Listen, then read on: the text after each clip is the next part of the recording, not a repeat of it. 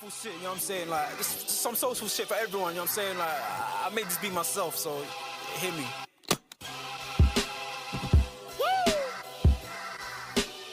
I mean, like, we can put all that clown shit away. There's some real shit for you. I'm spazzing right now, so listen, let's go. Yeah. It's in their bones, the thugs in harmony for the love of the money. Then fall victim for the cookie, then turn pussy, it's lonely. You said you hold it down when life get rough, we're here now, so show me. We move them losses to them wins. Heavy pounds, we make it ends meet. Converse with only few who make me feel like I be 10 feet. Well, people, big up to your damn selves. We are back in the building, guys. As always, please make sure you are smashing that like, sharing, and subscribing to the damn channel. Today, we are taking a look at something that's been bothering me for a little while now. It means it's the end of the game. It means that we've gone back into the dark ages now, if I'm being totally honest with you, and that is Route 1 football. Yes, people, Route 1 football is back, and it's back in full effect. Now, before anybody gets mad and before they start saying, oh my goodness, how can you say my team plays Route 1? I don't necessarily mean it in the literal term of what we would probably remember of, you know, the 90s and stuff like that, even the 80s for those, you know, born in that kind of era.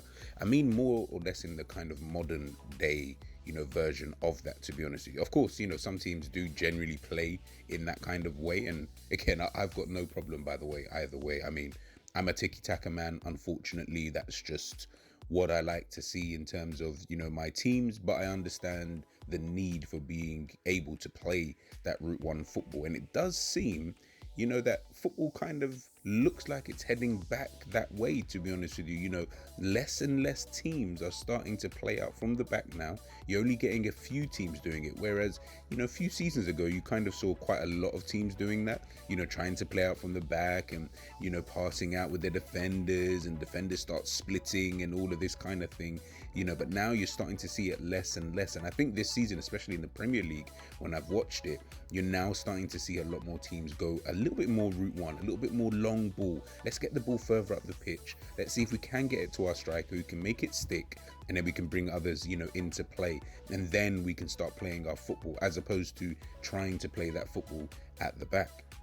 It's such a weird one, because of course, you know, the influence that Pep Guardiola has had on football for, I'd probably say the last decade, if not just maybe a bit longer. But you know, if we're looking at it, if you look at the way that some teams were playing, you know, the Brightons, you know, under De Zerbi, you know, you look at Southampton now, for example, you look at the way that Arsenal with Arteta, heck, you even look at the way that Slot plays his game, and he's spoken, you know, about, you know, the influence that, you know, Pep Guardiola has obviously had over him. You know, you look at so many different managers around football, and they all, Vincent Kompany over there at Bayern Munich, like there are a lot of teams who try to implement that kind of Pep Guardiola style, you know. And the thing with Pep Guardiola, which, you know, people probably don't give him enough credit for, is that he's a manager who kind of kept changing it. You know, he was always one step ahead of the curve. You know, he was always the one who was creating these kind of new age tactics. I'm not going to say that he was the very first, because of course, you know, you look at, you know, his tactics, you know, are born from, you know, managers like Johan Cruyff and things like that, you know, from back in the day. But we're just talking, you know, in today's day and age, you know, he's definitely one of the managers, if not the manager, that most managers look up to, and they think, you know what, we like the way that he plays. And the thing is, it's not even about just liking it, it's the understanding as to why does he play that way, you know, and the control you can have in the game in terms of possession and, you know, playing out from the back. There's a reason, because you're trying to bait the other team into, you know, trying to close you down, and then you pop it round them. As I mentioned Brighton before, that was something that they did a lot, you know, under Roberto De Zerbi. But now, as you guys can kind of see, and as I mentioned, it is more, of course, in the Premier League, but quite a lot of teams around Europe, even, you know, watching Barcelona this season under Hansi Flick, you know, of course, Barcelona, you know, and guys, watch my video, you know, on, you know, Hansi Flick and his tactics this season. And one of the things that I mentioned within that video is, yes, Barcelona still have their DNA, and of course, it's always going to be kind of that, you know, the tiki-taka type of football. But one thing that Hansi Flick has implemented quite well, within that is he's been able to marry the two. So his own philosophy, which is he wants to get the ball forward as quickly as possible. Now, of course, it's going to be difficult for you to just come in, completely change, a whole DNA of a football club. So, it's going to be unrealistic that he would do something like that anyway, because the reality is there are some, pros to the way that Barcelona actually, play football.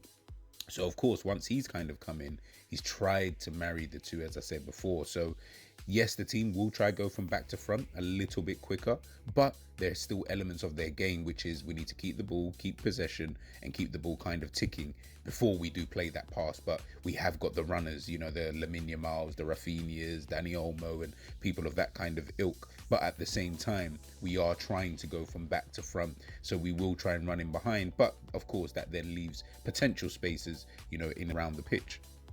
Two teams in the Premier League who have obviously caught the eye this season through their performances alone, forget about the tactics, is obviously Bournemouth and Nottingham Forest. Now, the way that the two kind of plays is pretty similar, two quite press intense teams, quite high octane in terms of always trying to press from the front. They don't give teams, a minute to breathe. And I think one of the things that we kind of notice, or I've kind of noticed, watching both of these teams, especially more so Nottingham Forest, is that, of course, when you've got a player like Chris Wood, who can, make the ball stick, as I mentioned before, you get the ball up to him, he can hold up, and then they can bring others into play, whether it's Alanga, whether it's Cho, whether it's Morgan Gibbs-White, whoever it might actually be. When you can do that, it is such a relief. And we're seeing more and more this season, and probably one of the reasons as to why Manchester City are not doing as well as we probably thought they would or should be doing, is that teams are becoming a lot more physical this season.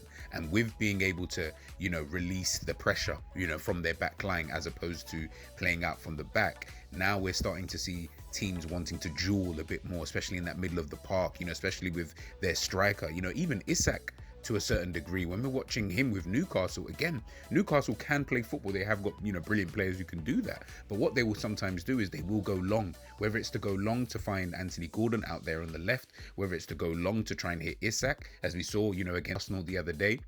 The ball up top from the centre back, into Isak, Isak, tussling with Saliba, wins that ball, plays it, lays it off to Gordon. Gordon lays it in. He goes in for a shot, and then of course, Murphy comes in to finish it off. Again, teams are playing this way a lot more now, and it seems to be less and less about the tiki-taka and trying to keep the ball and this kind of slow, methodical kind of football, which of course Pep Guardiola was an absolute genius at. But now we can see that football's slowly starting to change. It happened a bit last season, but this season we're seeing it a lot more, especially because we can see that City just can't really play. That's not really their style of play, and Pep doesn't seem to want to change it, which of course is absolutely fine. He is, the manager at the end of the day, so he will do what he feels is best for the team.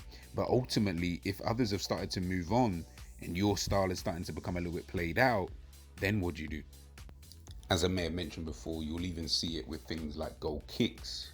Teams, again, as I mentioned, teams don't necessarily want to always play out from the back. Of course, that might be within their philosophy, within their style in terms of keeping possession. Even teams like Arsenal will go long, and I think Arsenal are one of the teams who have gone long the most, this season, followed by Everton. So, it's two completely different styles of play in terms of the teams and the manager. Obviously Everton under David Moyes and Arsenal with Mikel Arteta, but you can still see that teams are still trying to get their team a bit further up the pitch, because for most teams, that's where they want to be playing their football. And they realize as well, if certain teams are coming onto them a bit too much and, are trying to press them, sometimes it's a very easy way to be able to get the ball further up the pitch, but also relieve a little bit of pressure, win that second ball, and then you go from there. But it is very, very interesting. It's a topic that will probably rage on for the next few months. And of course, we'll see next season in terms of, I think it's more just Manchester City and the way that Pep Guardiola plays. You know, with seeing how his team has obviously performed this season. Of course, they've had injuries, Rodri, you know, being someone who's out, KDB as well, not being fit enough, you know, in games and things like that. Stones, Akanji, Ake, etc., etc.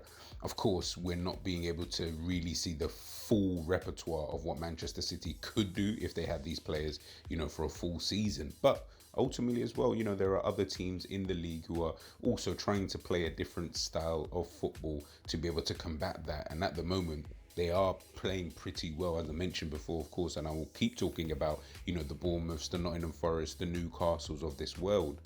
It's going to be an interesting one, you know, come next season to see whether or not teams continue doing that, even if Pep Guardiola decides to, you know, revert to what he knows, or will Pep Guardiola start to change it and maybe get a bit more physical players into his team in order for him to be able to win those battles, you know, within the midfield and maybe not need so many technicians, as of course he's done so wonderfully in the past. But people, let me know your thoughts on this whole style of play in football. Do we think that Route 1 is now well and truly back? Or do you think this is just one of those seasons in which we're just noticing it a little bit more and it's been back for a long time? Or do we genuinely believe that, you know, teams are going to start reverting back to the old school football? Let me know your thoughts in the comment section, people, and I'll catch you in a bit. Peace.